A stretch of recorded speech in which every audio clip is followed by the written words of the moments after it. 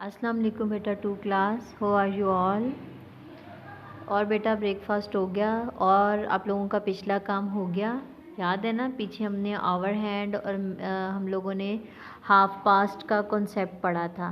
ठीक है कि अगर स्मॉल एक हैंड होता है क्लॉक पे और एक बिग हैंड होता है, तो स्मॉल हैंड जो है ना वो आवर हैंड होता है, वो जहाँ पे भी होगा उतना घंटा बजा है, उतने आवर हो गए हैं। यानी अगर वो 2 पे है तो 2 आवर्स हो गए हैं, 3 पे है तो 3 आवर है, यानी हम कहेंगे 3 बज गए हैं।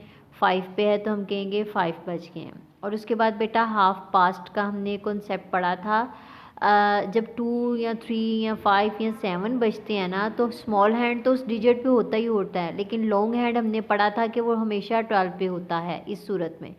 लेकिन बेटा अगर शॉर्ट हैंड उसी डिजिट से थोड़ा सा आगे मूव कर जाए और लॉन्ग हैंड बेटा 6 पे आ जाता है, तो हम लोग कहते हैं हाफ पास्ट हो गया। वो मैंने बताया था ना कि उसमें 30 मिनट्स गुजर चुके होते हैं। तो 30 मिनट्स, क्योंकि 1 घंटा हमारा बेटा आपको पता होना चाहिए कि 1 आवर जो होता है ना हमारा 1 घंटा, बेटा उसमें 60 मिनट्स होते हैं।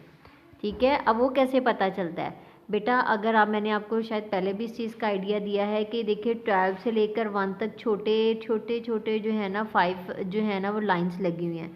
फिर इसी तरह से 1 से 2 तक भी 5 छोटी छोटी लाइंस टोटल होती हैं।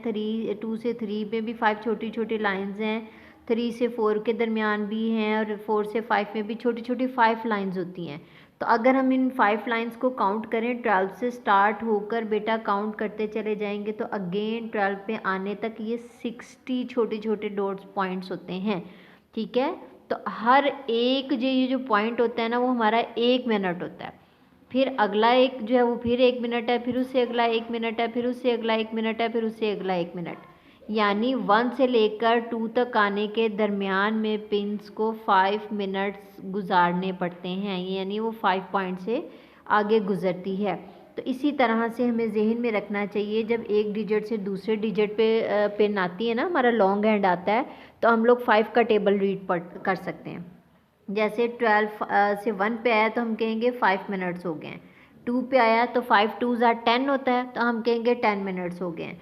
3 पे आया तो हम कहेंगे 5 3 ज़ा 15 होते हैं, हम कहेंगे 15 मिनट्स हो गए हैं 6 बजकर। अब जैसे ये क्लॉक है, इस पर टाइम जो आ रहा है ना, देखिए शॉर्ट हैंड 6 पे है, यानी 6 बज के। अब 3 पे है तो 3 5 ज़ा 15, तो हम कहेंगे 6 बजकर 15 मिनट्स हो गए हैं।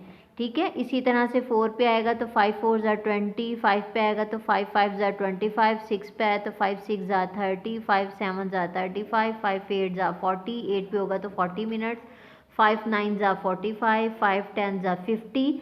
अब यहाँ पे तो 50 पूरे हो गए। अब 50 से 5 ऊपर फिर काउंट कर लें तो 55, फिर उसमें 5 ऐड कर देंगे तो 60। इसी वजह से कहा जाता है कि हमारा 1 आवर जो होता है ना वो 60 मिनट्स के बराबर होता है। ठीक हो गया। और एक छोटा ये जो लाइन होती है ना और दूसरी छोटी लाइन, ये इन दोनों के दरमियान बेटा ये देखें 1 मिनट के बराबर होते हैं ये। ठीक हो गया। और इसके साथ अब ये देखिए बेटा हमारा नेक्स्ट है, अब हम लोगों ने पढ़ा ना कि 24 आवर्स, तो हमारा एक जो डे होता है ना वो 24 आवर्स पे मुश्तमिल होता है। यानी अगर हम टाइम अपना क्लॉक पे देखें ना, तो हमारे क्लॉक पे एक पूरे दिन के कंप्लीट होने में 2 टाइम्स जो है ना 12 बजते हैं। हम कहते नहीं सुबह के 12 बज गए हैं, या हम कहते हैं रात के 12 बज गए हैं, यानी 2 टाइम्स 12 बजते हैं ना, क्योंकि हमारे क्लॉक्स के ऊपर जो है ना 12 आवर्स बने होते हैं। आप लोगों ने अगर डिजिट क्लॉक्स देखे हो ना, या डिजिटल वॉचेस जो आप बच्चे पहनते हैं, उस पर बेटा हमारे 24 आवर सेट हो सकते हैं, यानी वो 24 आवर का टाइम बता सकता है। लेकिन आप लोगों के लेवल पे बेटा भी आप यही बात बस सीखें कि हर डे जो हमारा एक होता है ना, पूरे का पूरा दिन, हम कहते हैं ना आज मंडे है, तो मंडे का पूरा दिन जो होता है ना सुबह रात का मिलाकर 24 आवर्स बताता है। फिर ट्यूसडे आ गया, वो भी बेटा ऐसे ही है। फिर थर्सडे आ गया, वो भी 24 आवर्स का होता है। ठीक है, और एक जो डे होता है ना, a day ends at the mid night. अब हमारा रात के जब 12 बजते हैं ना, तो वो बेटा एक पिछला दिन ख़त्म हो जाता है, and a new day begins at the same time. और उसी टाइम में बेटा जब रात के 12 बजते हैं ना, तो हम लोग कहते हैं अगला दिन शुरू हो गया, यानी सेम उसी टाइम में पिछला दिन ख़त्म हो जाता है और अगला दिन शुरू हो जाता है। ठीक है। जैसे हमारा अगर बर्थडे है और हमें कोई विश करना चाह रहा है, हमारे बड़े सिस्टर्स, बहन भाई या मामा पापा, तो रात को 12 बजे देखा नहीं हमें विश करते हैं, हमें केक देते हैं, सरप्राइज़ देते हैं। वो इस वजह से क्योंकि रात 12 बजे के बाद नेक्स्ट डे शुरू होता है, यानी हमारा बर्थडे का डे स्टार्ट हो जाता है। ठीक है।